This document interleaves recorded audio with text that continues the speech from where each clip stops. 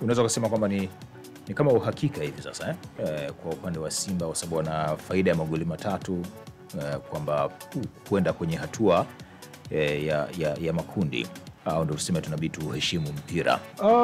Wanapokwenda kucheza kwenye uwanja wa Benjamin Mkapa, ina maana mfumo ambao aliingia nao kucheza kwenye mechi ya kwanza unabadilika. Atahitaji watu wakimbie sana pembeni. Watu kukimbia pembeni, ina maana hapo utaona moja kwa moja Kibu Denis anaweza kuwa ni miongoni mwa watu ambao wakapata hiyo nafasi ya kuanza kwa sababu ya kile ambacho amekifanya kwenye mechi iliyopita, lakini pia na mahitaji ya mechi kwenye uwanja husika yatakuwa na mahitaji zaidi ili akimbie sana pembeni. Elie Mpanzu atahitajika pia kuwepo katika hiyo mechi, ama Abraham pia awepo, kwa sababu uwanja unapokuwa mkubwa ina maana lazima kuwepo na distance kwa mchezaji mmoja mpaka mwingine, kunakuwa na mapana marefu. Kwa hiyo unahitaji watu ambao wana uwezo wa kukimbia. Aliswitch mfumo kwenye mechi ya jana kwenda kwenye 4-1-4-1, yani wanne kwenye eneo la kujilinda. Mbele yao alikuwa anasimama mmoja Nabi, ambaye alikuwa anaunganisha safu ya ushambuliaji ya viungo wanne ambao alikuwa anakaa kwenye eneo la mstari wa katikati pale, anazungumzia ambao alikuwa anacheza Mpanzu, Ahua pamoja na Budo ambao alikuwa anacheza kwenye eneo la juu, lakini unamkuta mbele alikuwa amesimama mtu mmoja ambaye alikuwa ni mwalimu. Inawezekana kwa sababu ya mazingira ya uwanja na namna ambavyo ulikuwa mdogo, alikuwa anahitaji timu ikae sana na mpira, na ndio maana alijaza viungo wengi katikati.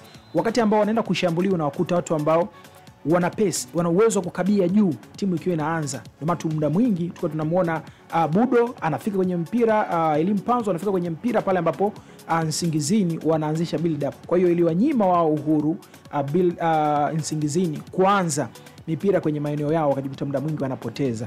Lakini wanarudi kwenye uwanja ambao waishauzoea moja. Kitu cha pili, wanacheza mbele ya mashabiki wao, jambo ambalo tunajua kabisa Simba anavyocheza kwenye uwanja wa Benjamin huwa anabadilika sana, na wachezaji wanajua namna gani ya kuweza kuutumia vizuri uwanja wa Benjamin. Kwa hiyo ni mechi ambayo bado tunaendelea kuheshimu mpira, kwa sababu magoli 3 si magoli mengi sana, na kuna mechi Simba amewahi kufungwa Taifa na timu moja hivi kutoka Zambia mwaka 1979. Mfulira. Alifungwa Benjamin Mkapa goli 4, lakini alienda Zambia kashinda goli 5. Kwa hiyo mpira unabaki kuwa pale pale, kwamba maandalizi bora ya wewe ndio yanaweza yakakufanya wewe uibuke kuwa shujaa. Namna gani unaweza kutumia nafasi ambazo unazipata, namna gani unaweza kumheshimu opponent, vile ambavyo umejiandaa na kikosi chako, namna gani umewaandaa wachezaji kwenda kucheza kikubwa mchezo huo, unaweza kukupa matokeo. Na hata ukimsikiliza Ahmed namna ambavyo umezungumza kwamba tumeshapata matokeo kwenye mechi hii ya kwanza, hii haimaanishi kwamba sisi tumesha qualify moja kwa moja kwenda kwenye hatua ya makundi. Bado tuna mchezo mwingine ambao tunahitaji kuweza kufanya hivi vizuri ili tuwe na uhakika wa kwenda kwenye hatua ya makundi. Na nyakati hizi kwa Simba unaweza kusema ambacho kinawasaidia sana ni ujio wa kocha mpya. Unajua kwenye mabadiliko yoyote yale ya benchi la ufundi kuna kuja na faida pamoja na hasara. Faida sasa hivi zinaonekana sana kwa sababu kila mchezaji wa Simba anataka kuonyesha kwamba yeye ni bora. Kila mchezaji wa Simba anataka kuonyesha kwamba yeye ana kitu, apate nafasi kwenye kikosi cha Pantev. Atapateje nafasi kwenye kikosi?